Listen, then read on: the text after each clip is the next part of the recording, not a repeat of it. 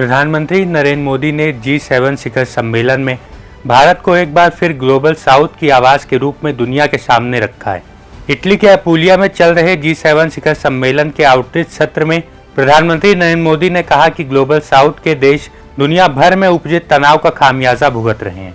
उन्होंने कहा कि भारत ने ग्लोबल साउथ के देशों की प्राथमिकताओं और चिंताओं को विश्व मंच पर रखना अपनी जिम्मेदारी समझा है, लेकिन भारत ये जिम्मेदारी लेने के लिए कैसे सक्षम है और ये ग्लोबल साउथ है क्या, ये समझने से पहले कुछ बातें जान लेते हैं।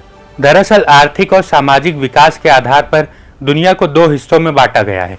एक है ग्लोबल नॉर्थ और दूसरा है ग्लोबल साउथ। ग्लोबल नॉर्थ में अमेरिका, जापान, कोरिया, यूरोपीय देश जैसे दुनिया के विकसित और समृद्ध देश शामिल हैं, जबकि ग्लोबल साउथ में आर्थिक और सामाजिक विकास के आधार पर कम विकसित या विकासशील देश हैं।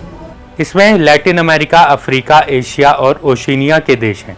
ग्लोबल साउथ का मतलब उन देशों से है जो कम इनकम वाले हैं या फिर उत्तरी देशों की तुलना में सामाजिक, आर्थिक और औद्योगिक तौर पर कमजोर हैं।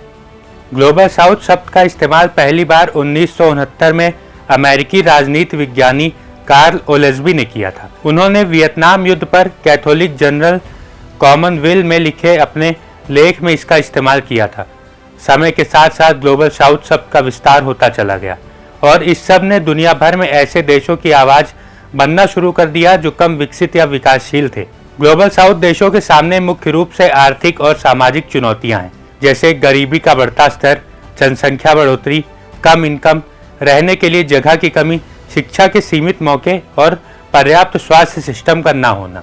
भारत की बात करें तो भारत दुनिया की सबसे तेजी से बढ़ती अर्थव्यवस्थाओं में से एक है। इसकी बड़ी और युवा आबादी इसके डायनेमिक बाजार में अहम रोल निभाती है। हाल ही में G20 की अध्यक्षता करने वाला भारत G7 की मजबूत आवाज है। भारत G7 शिखर सम्मेलन में हमेशा ही ग्लोबल साउथ के मुद्दे उठाता रहा है। भारत की आर्थिक सफलता से दूसरे ग्लोबल साउथ देशों के साथ व्यापार और इन्वेस्टमेंट कॉर्पोरेशन बढ़ रहा है।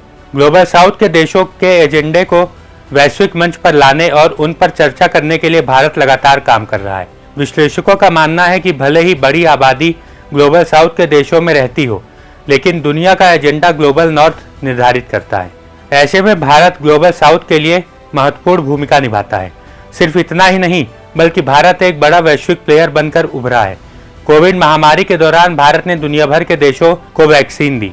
अंतर्राष्ट्रीय स्तर पर भारत अपनी छवि को और मजबूत करने का प्रयास कर रहा है।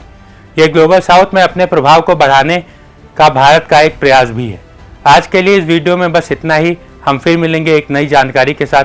तब तक के लिए मुझे दीजिए इजाजत। नमस्कार।